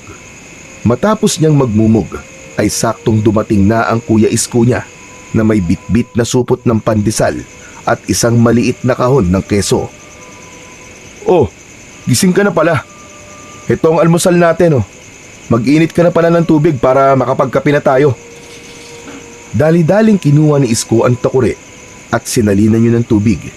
Nagpabaga siya sa kalan nila na diuling bago isinalang ang takure sa kalan. Habang hinihintay na kumulo ang tubig, ay narinig ni Iking ang pagsasalita ng kanyang kuya. Iking, alam mo ba, may nawala na naman daw bata kagabi. Sino raw, kuya? Si Onyok, yung anak ba ni Aling Maring? Natigilan si Iking. Parang biglang bumagal ang kanyang paghinga. Naalala niya na si Onyok ang batang binigyan ni Goyong ng mansanas kahapon matapos ang palabas nito. Pinilit niyang iwaksi ang kanyang iniisip. Siguro, nagkataon lang ang lahat at wala naman sigurong kinalaman ang pagbigay ng mansanas ni Goyong kay Onyok sa pagkawala nito. Kaya nga sabi ko sa'yo, Iking, huwag ka nang palaging nasa labas, lalo na kapag gabi na. Aba, baka isang araw, isa ka na rin sa mga batang nawawala. Para din naman sa'yo ang paghihigpit na ginagawa ko eh. Walang naisagot si Iking sa kanyang kuya. Pinagmasdan niya ang takure na unti-unti nang umuusok hanggang sa tuluyan ng kumulo ang tubig. Matapos yon, ay nagtimpla na siya ng kape nila ng kanyang kuya. Matapos mag-almusal ng magkapatid, ay nagsimula na si Isko na mag-asikaso sa pagpasok sa pabrika. Matapos nitong maligo at magbihis, ay lumapit ito kay Iking na abala sa paghuhugas ng kanilang pinagkainan. Iking, pag alis ko ay magwalis ka sa bakuran, ha. Ang dami ng tuyong daon na nagkalat eh, ang sakit na sa mata. At huwag ka nang lalabas at pupunta sa kung saan-saan, ha. Dumarami nang nawawalang bata. Oo, kuya. Huwag ka mag-alala. Hindi na muna ako lalabas ngayon. Muli siyang tinapunan ng tingin ni Kuya Isko niya na parang sinisiguro nito kung totoo ang sinasabi niya. Aalis na ako, Iking ha. Mag-iingat ka rito. Sige kuya, ingat ka rin. Nang makaalis na si Isko, ay tinapos na ni Iking ang paghuhugas ng kanilang pinagkainan. Matapos yun, ay agad niyang kinuha ang walis tingting at sinimulan ang pagwawalis sa bakuran. Inipon niya ang mga tuyong dahon sa isang sulok. Sa gitna ng kanyang pagwawalis, ay biglang dumating si Dado. Napasapo si Iking sa kanyang noo. Alam na niya kung ano ang dahilan kung bakit nandun ang kaibigan niya. Iking! Tara na! Manghuli tayo na sa lagubang! Dado, pasensya na. Hindi ako pwede ngayon. Oh, bakit na naman? Dado naman, ayoko na magalit si Kuya Isko sa akin. Hindi pa nga humuhupa ang galit niya sa akin kahapon tapos eto ka na naman, yaya ka na naman ng yaya. Ang KJ mo naman! Nasa trabaho naman ang kuya mo eh. Hindi niya malalaman kung aalis ka. Sinabi ko na kasi kay Kuya na hindi ako aalis. Hindi nga niya malalaman na aalis ka, ang kulit mo. Saka paano kung mahuli natin yung pinakamalaki at pinakamalakas na salagubang? Lagi na tayong panalo sa sabong kapag nagkataon, di ba? Bahagyang natigilan si Iking. Magandang ideya yon. Pero naalala niya ang sinabi ng kuya niya kanina, ang tungkol sa mga nawawalang bata. Dado, oo nga pala, si Onyok, nawawala siya. Kagabi lang siya nawala, hindi ba? Siya yung binigyan ng mansanas ni Goyong kahapon? Napakunot ng noo si Dado. Anong ibig mo sabihin? Wala naman. Baka naman kasi nagkataon lang yun. Iking, sinasabi mo bang si Goyong ang kumukuha ng mga bata, ganun ba? Hindi naman Dado. Imposible na si Goyong ang nangunguha ng mga bata, Iking. Mabait si Goyong. Hindi ba't wala siyang hinihinging bayad sa atin sa tuwing nagpapalabas siya? Hindi ko naman sinasabing siya nga. Kaya nga ang sabi ko ay baka nagkataon lang. Ay nako, saka na nga natin pag-usapan yung mga nawawalang bata. Eh di, kung ganun hindi ka sasama sa akin ngayon sa pangunguha ng salagubang. Hindi na muna, sa ibang araw na lang. Magpapalamig muna ako, baka mamaya palayasin na ako ng kuya ko dito sa sobrang inis sa akin eh. Napabuntong hininga si Dado at halatang dismayado ito sa naging sagot ni Iking. Sige na nga, ako na lang muna manghuhuli na sa lagubang sa gubat. Walang lingon-lingon na umalis si Dado habang si Iking naman ay bumalik na sa pagwawalis. Subalit kahit pilit niyang ibaling ang isip sa ginagawa, hindi niya maiwasang muling isipin ang tungkol kay Goyong. Kahit anong tanggi niya kasi na wala itong kinalaman sa pagkawala ng mga bata sa baryo nila, ay hindi niya maalis-alis sa kanyang isip na matapos na bigyan ni Goyong ng mansanas si Onyok, ay bigla naman itong nawala. Sa mga araw na lumipas, ay mas lalong dumami ang mga batang nawawala sa baryo ni Iking. Halos gabi-gabi na lang, may umiiyak na ina sa harap ng bahay ng kanilang kapitan para humingi ng tulong na hanapin ang nawawalang anak ng mga ito. Maging ang mga pulis ay nakiilam na rin sa investigasyon. Araw-araw na umiikot ang mga ito sa baryo upang magtanong-tanong sa mga residente at mag-imbestiga. Pero walang natagpuan ang mga ito na anumang palatandaan o kung sino o ano ang may kagagawan sa pagkawala ng mga bata. Maraming haka-haka na ang kumalat. May mga nagsasabing may grupo ng sindikato na nangunguha ng bata para ibenta ang lamang loob ng mga ito. May mga nagsasabi ring baka may gumagalang aswang sa baryo, pero walang makapagpapatunay na totoo ang alinman sa mga yon. Isang hapon, habang nakatambay si Iking sa labas ng kanilang bahay, habang kumakain siya ng nilupak, alam niya na anumang oras ay parating na ang kapatid niya at ang gusto niya ay madatnan siya nito na naroon sa bahay nila. Pero maya-maya ay biglang dumating si Dado. Nakangisi ito at mabilis na lumapit sa kanya. Dado, pambira oh. Kung nandito ka para yayain na naman ako ng manghuli na sa lagubang, pas muna ulit ako. Hindi naman kita yayayain na manghuli na sa lagubang, Iking eh. May palabas na naman kasi si Goyong sa bukana ng gubat. Ang dami na nga nanonood eh. Tara, manood tayo. Naku Dado, hindi pwede. Pauwi na si Kuya Isko eh. Baka maabutan niya akong wala dito. Magagalit na naman sa akin yun. Grabe ka na talaga sa akin, Iking. Nakakapagtampo ka na. Hindi ka na nga sumama sa akin ng isang araw na manghuli na sa lagubang eh. Tapos ngayon, hindi ka ulit sasama sa akin. Kaibigan pa ba kita? Umamin ka nga sa akin. Napangiwi si Iking sabay iling. Ang galing mo talaga mangonsensya eh no, Dado? O edi, tara na, payag ka na. Oo na. Pero sandali lang tayo ah. Oo naman. Bago sila umalis, mabilis na sinarado ni Iking ang pinto ng kanilang kubo at siniguradong nakalak yun. Tumingin siya saglit sa paligid at sandali siyang nag-alangan kung tama bang sumama siya kay Dado. Pero nang makita niya ang pananabik sa mukha ni Dado, ay napailing na lang siya at sumunod na lang siya rito, patungo sa bukana ng gubat. Pagkarating ni Iking at Dado sa bukana ng gubat, ay nakita nila ang maraming batang nagkukumpulan doon. Lahat ay sabik na pinapanood ang palabas ng payasong si Goyong. Hinila si Iking ni Dado sa unahan at doon sila naupo upang mas makita nila ang gagawin ng payaso. Sa pagkakataong yun ay ibang magic tricks ang ipinakita ni Goyong. May mga bulaklak na lumalabas sa mga kamay nito, mga barya na nagagawa nitong mapaglaho, at isang lobo na naging puting kalapati. Lahat sila ay pumapalakpak at tuwang-tuwa sa bawat magic trick na ipinapakita ng payaso. Maya-maya pa ay naglabas na naman si Goyong ng isang mansanas. Alam ni Iking na tapos na ang palabas ng payaso. Muling lumapit si Goyong sa mga bata. Tila tinatakam nito ang mga batang naroon sa hawak nitong mansanas, hanggang sa itinapat ni Goyong ang mansanas sa mukha ni Dado. Nakita ni Iking kung paano nanlaki ang mga mata ng kanyang kaibigan. Oh! Nakikita ko na tuwan-tuwa ka palagi sa magic ko. Kaya para sa'yo na ang mansanas na ito.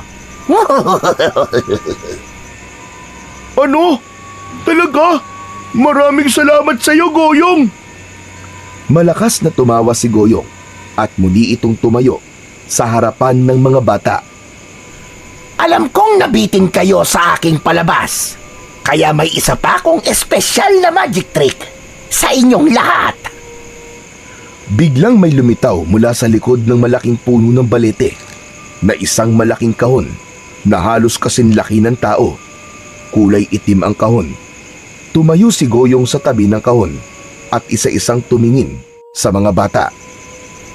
Sino ang nais maging bahagi ng aking huling magic trick, mga bata? Agad na itinaas ni Dado ang isang kamay nito. Ako! Ako na lang, Goyong! Ako na lang ang piliin mo! Kung ganon, ikaw ang aking napili. Halika! Lumapit ka sa akin. Lalapit na sana si Dado kay Goyong, pero biglang hinawakan ni Iking ang braso ni Dado.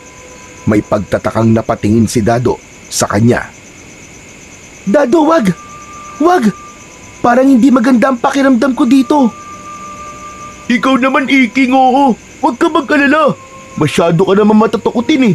Magic lang to. Hindi na napigilan ni Iking si Dado nang mabilis itong lumapit kay Goyong. Pinapasok ng payaso si Dado sa kahon. Nang makapasok sa kahon si Dado, ay isinarado yun ni Goyong. Sumayaw-sayaw si Goyong at ang galaw nito ay nakatatawa at nakaaaliw. Maya-maya pa ay biglang binuksan ni Goyong ang kahon at lahat sila ay nagulat nang hindi na nila nakita sa loob ng kahon si Dado. Imbis na matuwa ay kinabahan si Iking. Mabilis siyang tumayo at lumapit sa payaso. Teka, Goyong. Nasaan ang kaibigan kong si Dado? Nasaan na siya? Hindi sinagot ni Goyong ang tanong na yun ni Iking. Bagkus ay malakas pa itong tumawa. Tumalikod ang payaso at iniligpit nito ang mga gamit nito. Nagpaalam na ang payaso at mabilis na umalis. Dala ang mga gamit nito, maging ang malaking kahon kung saan pumasok at nawala si Dado. Teka lang! Goyong! Ang kaibigan ko nasan siya? Ilabas mo siya, Goyong! Sigurado si Iking na narinig siya ni Goyong pero hindi siya nito pinansin. Patuloy lang yon sa paglakad ng palayo hanggang sa tuluyang nawala na ang payaso sa kanyang paningin. Luminga si Iking sa paligid at umasa siyang makikita niya si Dado kung saan, pero bigo siya. Kahit saan siya tumingin ay hindi niya nakita ang kanyang kaibigan hanggang sa nagsimula na si Iking na hanapin ang kanyang kaibigan na si Dado.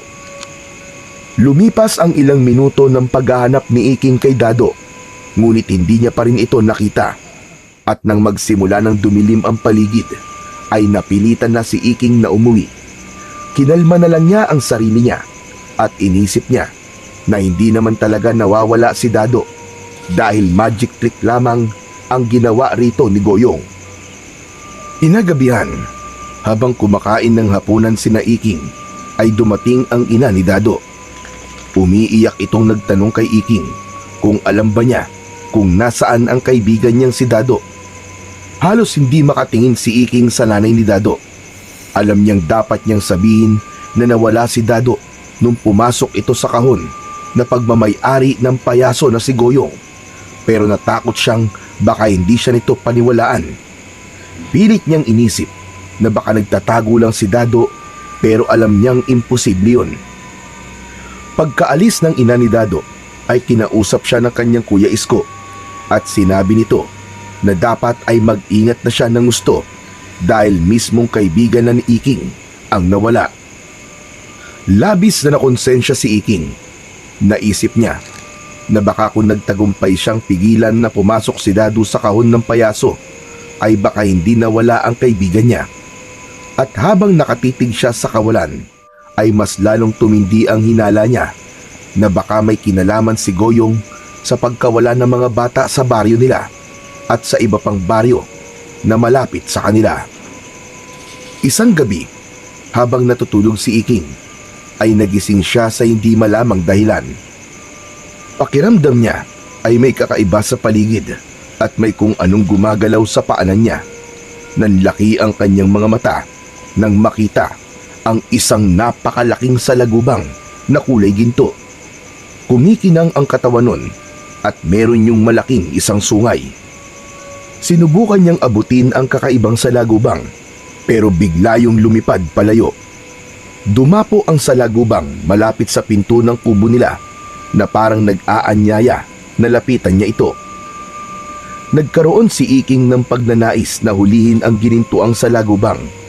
Maingat siyang tumayo upang hindi magising si Isko na humihilik sa tabi niya. Ngunit nang tumayo si Iking, ay biglang lumusot ang salagubang sa isang malaking butas sa dingding at lumipad palabas. Walang pagdadalawang isip na lumabas si Iking. Sa labas ay nakita niya ang gintong salagubang na lumilipad papalayo. Hindi niya alam kung bakit, pero may kung anong pumipilit sa kanya na sundan ito. Tila may mahiwagang kapangyarihan ang salagubang na humihila sa kanyang atensyon. Sinundan niya ang salagubang hanggang sa hindi niya na namalayang nasa loob na pala siya ng gubat. Huminto ang salagubang sa isang matandang puno at dumapo sa isang makapal na sanga. Mabilis na inakyat ni Iking ang puno hanggang sa abot na ng kamay niya ang ginintuang salagubang. Inunat niya ang braso niya, ngunit nang tuluyan niyang naikulong ang salagubang sa kanyang palad, ay bigla siyang nahulog sa sanga kung saan siya nakatapak. Isang matinding kirot sa likuran niya ang naramdaman ni Iking nang bumagsak siya sa lupa. Aray! Aray ko! Ang sakit ng balakang ko! Peste ka sa lagubang ka! Ngunit nawala sa isip ni Iking ang sakit nang maramdaman niyang may matigas na bagay sa loob ng kanyang nakakuyom na kamay. Sigurado siya na ang ginintuang salagubang ang naroon. Tumayo si Iking. Nang buksan niya ang kanyang palad ay hindi salagubang ang nakita niya, kung hindi isang maliit na batong kulay itim, makinis at tila may kakaibang kislap sa ilalim ng liwanag ng buwan. Hala, paanong nasan yung salagubang? Napatingin siya sa sanga kung saan dumapo ang ginintuang salagubang, pero wala na ito roon. Labis siya nagtaka dahil sigurado siya na nahuli niya ang salagubang, pero bigla na lang naging isang kakaibang bato ang nasa kanyang palad. Natigilan si Iking nang mula sa kung saan ay nakarinig siya ng isang kaluskos. Kumabog ang dibdib niya, pero hindi niya napigilan ang sarili na sundan ang tunog. Tahimik na naglakad si Iking at tinuntun niya ang direksyon ng kaluskos. Sa pagitan ng mga puno, nakita niya ang isang pamilyar na figura. Si Goyong, ang payaso. Ngunit hindi ito nag-iisa. May kasama itong isang batang lalaki na humahagulgol habang mahigpit na hawak sa braso ng payaso. Halos mabuwal si Iking sa nakita. Ang bata ay si Raul, isa sa mga batang madalas niyang makitang naglalaro sa kalsada. Mabilis siyang nagtago sa likod ng isang malaking puno at mula roon ay nagmasid siya. Napansin niyang ang dating masayang anyo ng payaso ay unti-unting nagbago. Ang malalaking mata nito ay nanlilisik at lumaki ang bibig nito na halos umabot na sa magkabilaan nitong tenga. Nakita niya ang matutulis na ngipin nito na parang malalaking pangil ng lagari. Naging itim ang balat ng payaso at sa isang kisap mata ay nag-anyong halimaw ito. O baka mas tamang sabihin na anyong aswang. Malakas na sumigaw ang bata nang ngumanga ng malaki ang aswang. Ngunit ang sigaw na yon ay nilamon nang isinubo ng aswang ang ulo ng bata gamit ang napakalaki nitong bibig. Akala mo ay isang ahas na nilulun ng buo ng aswang na payaso ang batang lalaki. Nanigas si Iking para siyang binabangungot habang gising. Biglang lumingon si Goyong sa direksyon niya at sa isang iglap, nagtagpo ang kanilang mga mata. Halos hindi makahinga si Iking hanggang sa mabilis siyang tumakbo palayo sa aswang. Ramdam niyang sinusundan siya ng aswang na payaso. Narinig niya ang mabibigat na yabag sa likuran niya at ang matinis at nakakakilabot nitong pagtawa sa likuran niya. Hindi niya naisip kung saan siya papunta. Ang mahalaga ay makalayo siya at makaligtas. Sa wakas ay nakalabas na ng gubat si Iking. Mas lalo niyang binilisan ng pagtakbo hanggang sa nakakita siya ng nag-iisang kubo. Walang pag-aalinlangan siyang kumatok ng malakas sa kubong yun. Tao po! Tao po! Pakiusap po, tulungan niyo po ako! May aswang po na umahabol sa akin! Tao po! Ilang saglit lang ay bumukas ang pinto at isang matandang lalaki ang lumitaw. Maputi na ang buhok nito, kulubot ang muka, matalim ang mga mata nito na para bang alam na nito kung anong panganib ang nasa labas. Agad siyang pinapasok ng matandang lalaki at isinara nito ang pinto. Mabilis na kumuha ito ng isang bagay mula sa isang kahon. Mistula yung isang agimat at isinabit yon ng matandang lalaki sa itaas ng pintuan. Nang masanay ang paningin ni Iking sa loob ng kubo, ay dun niya napagtanto kung nasan siya. May nakasabit na buntot ng pagi sa dingding. Sa isang estante naman ay merong mga bote ng langis at tuyong dahon. Walang duda, nasa bahay siya ng albularyo ng kanilang baryo na si Mang Densyo. Matagal na niyang kilala ang matanda. Dito sila madalas nagpupunta tuwing may sakit siya. Kilala siya ni Mang Densyo, kaya kahit paano ay gumaan ang loob niya. Kayo ho pala yan, Mandensyo. Salamat po at pinapasok niyo po ako. Ano bang nangyari sa'yo? At mukhang takot na takot ka. Mang Densyo, si Goyong po. Yung payaso. Aswang po siya. Goyong! Yung dugyot na payaso na nagbibigay ng libreng palabas sa mga bata. Opo, nakita ko po mismo. May kasama po siyang bata sa gubat. Tapos, nilamon niya po ng buo yung bata. Kung ko pa pinagdududahan ng payasong yon, hindi ko lang masabi kanino man dahil wala akong patunay. Lagi ko yung nakikitang may kasamang mga bata. Lagi rin akong may napapansing kakaiba sa mga kilos niya. Napalunok si Iking. Kung ganun, ay tama nga ang hinala niya. Si Goyong nga ang may kagagawan ng pagkawala ng mga bata sa kanilang baryo. Napaupo siya sa isang sulok ng kubo. Ngunit nang marinig nila ang kaluskos sa labas, ay muling napatayo si Iking. Mang Densyo, nasa labas po siya. Ang payasong aswang. Ngunit kalmado lang ang matanda. Itinaas nito ang kamay at itinuro ang agimat na isinabit nito sa itaas ng pintuan kanina. Huwag kang mag-alala, bata. Relax ka lang. Hindi siya makakapasok dito. Protektado ang kubo ko laban sa mga aswang. Pero ikaw, bakit ka ba nasa labas pa ng ganitong oras? Alam mo namang marami ng batang nawawala sa baryo natin. Kasi po, sinundan ko po yung ginintuang sa lagubang hanggang sa napunta na po ako sa gubat nang hindi ko alam. Pero imbis po na sa lagubang ang nahuli ko, isang bato po ang nakuha ko. Ibinuka ni Iking ang palad niya upang ipakita kay Mang Densyo ang batong nakuha niya. Napansin niya ang panlalaki ng mga mata ng matanda nang makita nito ang bato. Lumapit ito sa kanya at kinuha ang bato. Maingat yung tinignan ni Mang Densyo at saka muling ibinalik sa kanya. Bata, napakaswerte mo. Hindi mo ba alam kung ano ang nakuha mo? Hindi ko po alam eh. Ano po ba ang batong to? Matagal ko nang hinahanap ang batong yan. Pero napakaswerte mo talaga dahil walang hirap mo yang nakuha. Hindi yan isang bato, kundi isa yang mutya.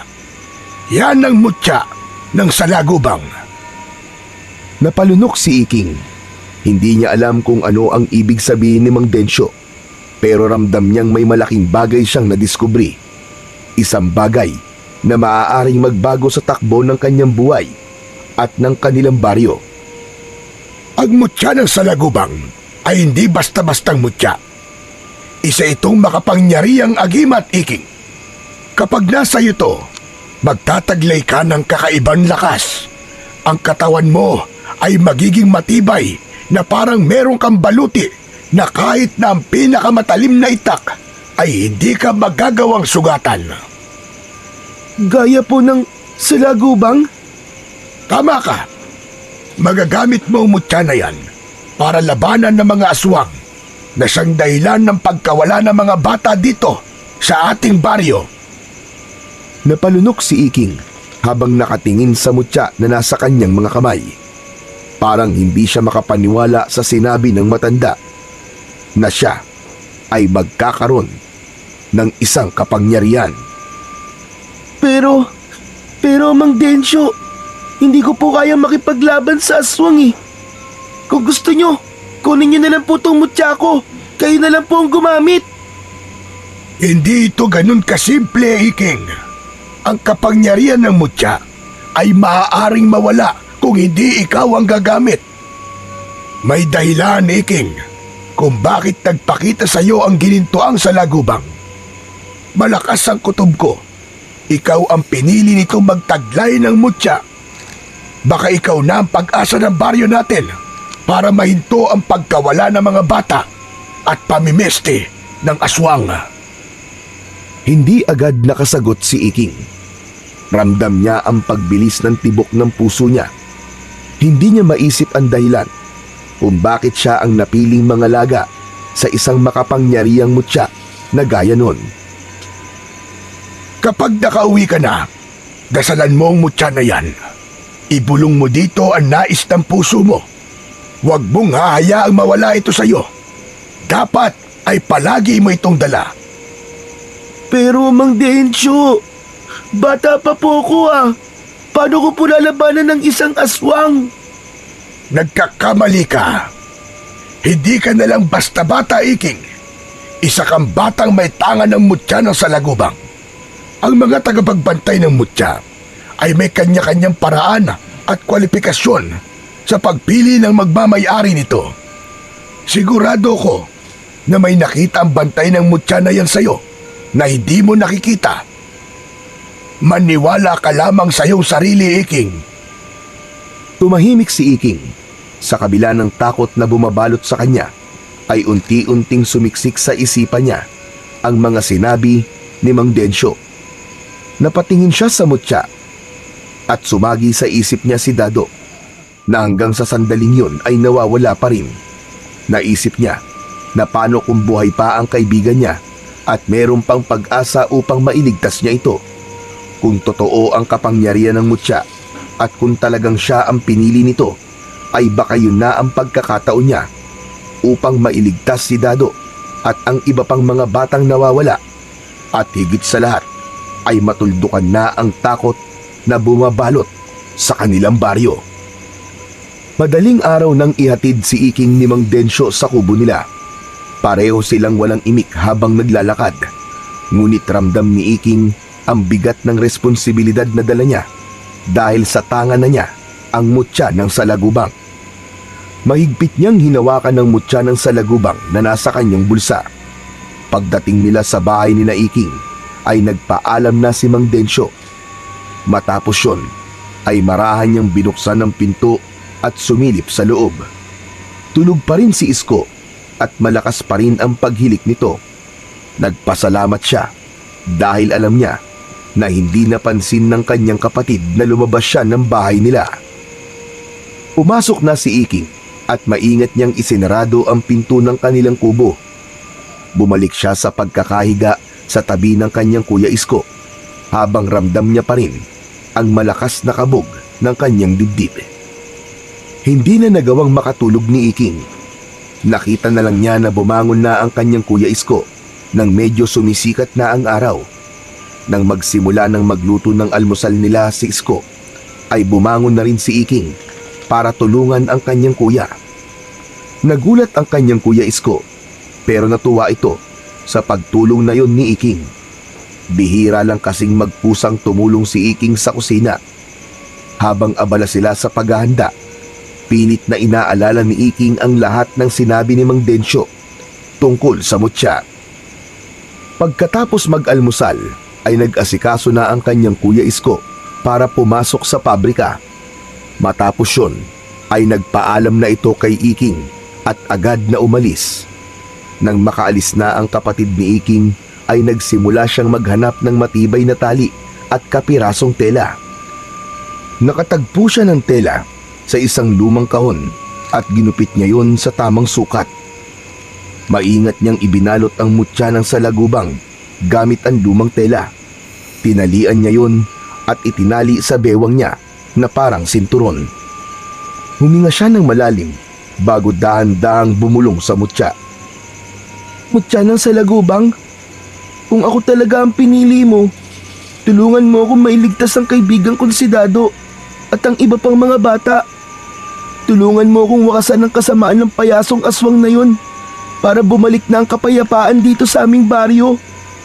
Tulungan mo ko, mutya ng salagubang. Narinig niya ang bagyang pag-ihip ng hangin sa labas na para bang sumagot ang mutya sa kanyang mga sinabi. Matapos yun, ay hindi na nag-aksaya ng oras si Iking. Lumabas siya ng bahay nila at nagsimulang maglakad-lakad upang hanapin si Goyong. Ilang beses siyang nagpabalik-balik sa bukana ng gubat kung saan palaging nagbibigay ng libreng palabas ang payaso. Hanggang sa bandang hapon ay naabutan niya si Goyong doon na nagtatanghal sa harap ng mga bata. Nagtago si Iking sa likod ng isang puno. Habang pinapanood ang masayang palakpakan ng mga bata, sa iba't ibang magic tricks na ginagawa ni Goyong. Matapos ang palabas ay naglabas ng isang mansanas ang payaso at inabot nito yon sa isang batang babae na nasa harapan. Agad yung kinuha ng bata at masaya nitong kinagatan ang mansanas. Hindi inalis ni Iking ang mata sa batang pinagbigyan ni Goyong ng mansanas. Napagtanto niya na kung sino ang bibigyan ng payaso ng mansanas ay yun ang susunod nitong kukunin. Sa pagharap ng batang babae na may hawak na mansanas ay napagtanto niya na si Duda yun na anak ng tindera ng isda sa baryo nila. Nanlamig ang katawan ni Iking. Alam niya ang ibig sabihin nun. Si Duday ang susunod na magiging biktima ng aswang na payasong si Goyong. Tahimik na lumayo si Iking, ngunit sa kanyang isipan ay buo na ang kanyang desisyon na ililigtas ang mga batang kinuha ni Goyong at panay ang dasal niya na sana ay buhay pa rin ang matalik niyang kaibigan na si Dado at ang iba pang mga bata. Pagsapit ng hapon ay dumating na ang kanyang Kuya Isko mula sa maghapong pagtatrabaho sa pabrika. Nang pumasok ito sa kubo nila, ay agad na napansin ni Iking ang dala ng kapatid niya na isang galon na kulay pula. Hindi yun kalakihan, pero mukhang bigat na bigat ang kanyang Kuya Isko. Ibinaba nito yon sa isang sulok ng kubo. Kuya, ano yung dala mo? Gasolina ba yan? Hindi yan gasolina. Lason yan sa daga. Aanin naman natin ang lason sa daga, kuya. Saka saan mo nakuha yan? Sa pabrika, hindi na raw kailangan kaya hiningi ko na lang. Sayang naman kung itatapon lang. Saka balak kong ibenta yan. Hindi ba marami sa mga tao rito ang may problema sa pamimeste ng mga daga? Mapagkakakitaan din natin yan. Kaya ikaw, wag mo yang pakikialaman ha. Lason yan, Iking. Lason! Oo, kuya. Huwag ka mag-alala. Hindi ko gagalawin yan. Nang magtungo si Kuya Isko niya sa banyo na nasa likod ng kubo, ay napatingin si Iking sa galon. Hanggang sa unti-unting nabuo ang isang ideya sa utak niya. Alam niyang kahit may tangan siyang mutya, ay hindi pa rin siya sigurado sa kung gaano kalakas si Goyong. Pero kung magagamit niya ng tama ang lason sa daga sa payasong aswang, ay baka magkaroon siya ng pagkakataong tapusin na ang kasamaan nito. Kinagabihan, tahimik na nakahiga si Iking sa papag habang pinakikiramdaman ang mahihinang hilik ni Isko. Alam niyang mahimbing na ang tulog ng kanyang kuya, kaya oras na para kumilos siya. Marahang bumangon si Iking at ginawa niya ang lahat upang hindi siya lumikha ng kahit na anong ingay. Kinuha niya ang itak na nakasandal sa dingding at sa kanilapitan ang galon ng lason sa daga na itinabi ng kanyang Kuya Isko sa isang sulok ng kubo. Pumikit siya ng mariin at inisip niya na kailangan niya yung gawin. Lumabas ng kubo nila si Iking. Nagtungo siya sa gilid ng kubo at doon niya binuksan ang galon. Isang malalim na paghinga ang pinakawalan niya bago niya ibinuhos ang malamig at matapang na likido sa kanyang katawan. Inakala niyang magiging mahapdi yun, pero wala siyang naramdaman na kahit na ano. Para lang siyang nagbuhos ng tubig sa katawan niya. Doon niya napagtanto na dahil yun sa mutya ng salagubang na nagbigay ng proteksyon sa kanyang buong katawan. Hala, mukhang totoo nga ang kapangyarihan ng mutya ng salagubang. Mukhang hindi ako mahihirapan na labanan ng payasong aswang na yun. Sa ilalim ng mapusyaw na liwanag ng buwan, mabilis siyang nagtungo sa bahay ni Duday. Nagtago siya sa likod ng isang puno at naghintay. Pinakiramdaman niya ang paligid at hinanap niya ang anumang senyales ng presensya ni Goyong. Ilang minuto pa ang lumipas ay nakita niya ang pagbukas ng pinto ng kubo ni Duday. Napabulagat siya nang makita ang batang babae na hawak ang mansanas na ibinigay ni Goyong dito kanina. Pero ang mas nagpahindik kay Iking ay ang itsura ni Duday. Nakatulala ito at parang wala sa sarili. Mula sa kadiliman, lumitaw si Goyong. Dahan-dahan itong lumapit kay Duday, sa kamarahang hinawakan ang kamay ng bata. Hindi man lang pumalag si Duday hanggang sa tuluyan na itong sumama sa payasong aswang. Napalunok si Iking at tahimik niyang sinundan ang dalawa. Dumaan sila sa makitid na daan papunta sa kakahuyan. Ramdam ni Iking ang malamig na hangin ng gabi na dumadampi sa kanyang balat, pero hindi niya yon alintana. Ang mas matimbang sa kanya ng mga oras na yon ay ang kaba at ang katanungan kung kaya ba niyang iligtas ang mga bata mula sa mga kamay ni Goyong. Matapos ang ilang minutong pagsunod, nakita ni Iking na pumasok si Goyong at Duday sa loob ng isang kuweba na noon lang niya nakita sa gubat na yon. Humigpit ang hawak ni Iking sa itak.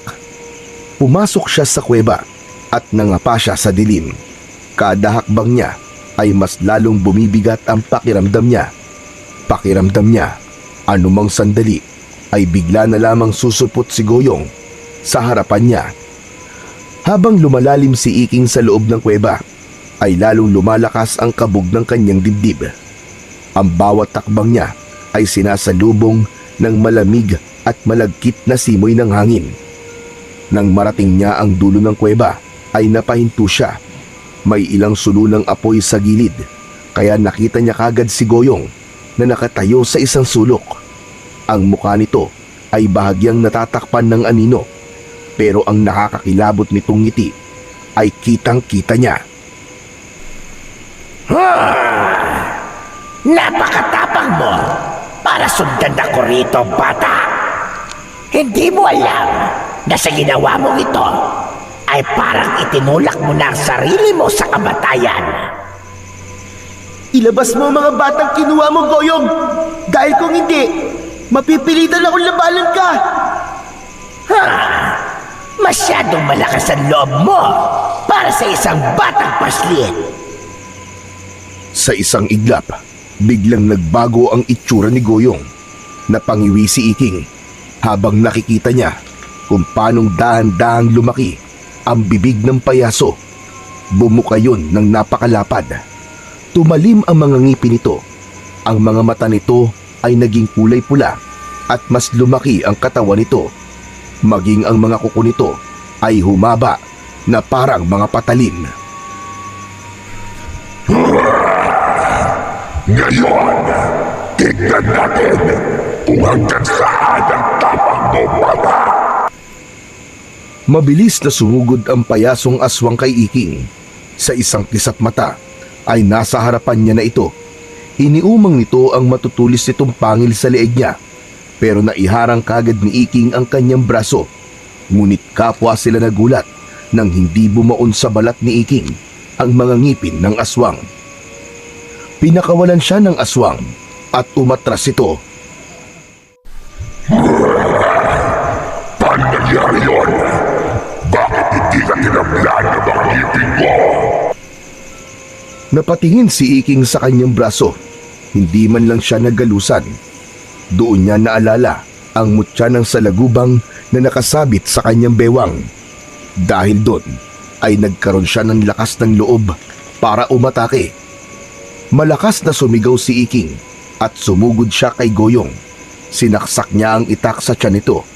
Napaluhod ang aswang habang hawak nito ang sugat nito sa tiyan na may lumalabas na malapot at maitim na dugo. Nanggagalaiti ito sa galit habang nakatingin kay Iking. Muling sumugod si Goyong. Sinubukan itong kagatin si Iking sa leeg, pero gaya na nangyari noong una ay hindi pa rin bumaon ang mga ngipin nito sa balat niya. Ramdam ni Iking ang init na nanggagaling sa mutya ng salagubang. Dumadalo yun sa bawat himaymay ng kanyang ugat at laman. Hindi nagtagal ay mas lalong nag-apoy ang tensyon sa loob ng kuweba. Nagpalitan na ng pag-atake sina Iking at ang payasong aswang. Ngunit sa isang iglap, nasunggaban ni Goyong ang braso ni Iking. Gamit ang lakas nito ay inihagi siya nito patungo sa matitigas na batuhan. Umikot ng ilang beses si Iking sa ere bago bumagsak sa batuhan.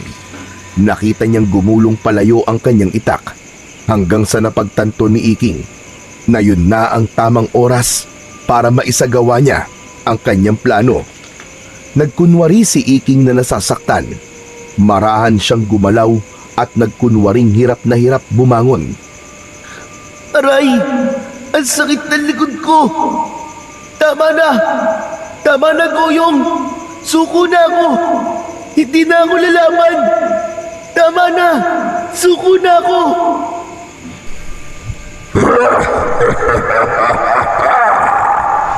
Ano bata? Akala ko ba malakas ka? Bakit parang hindi ka na makalaban ngayon?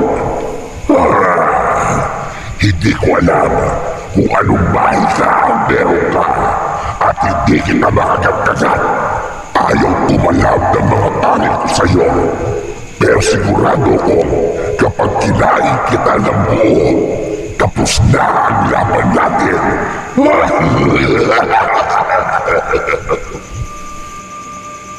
Mabilis na lumapit ang payasong aswang kay Iking at ibinuka nito ang napakalaki nitong bunganga. At doon, nakita ni Iking ang isang nakapangingilabot na tanawin.